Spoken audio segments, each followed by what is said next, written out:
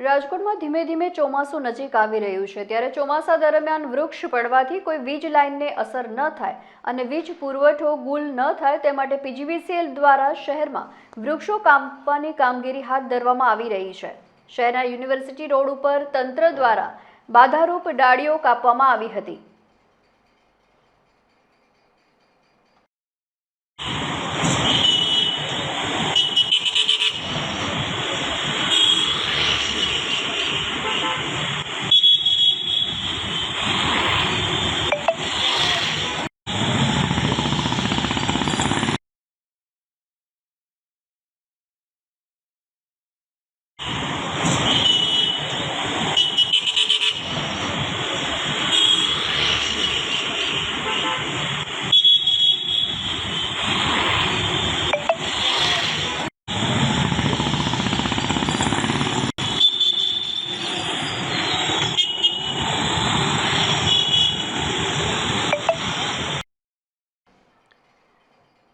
હવે સમય છે એક નાનકડા કોમર્શિયલ બ્રેકનો। આગળના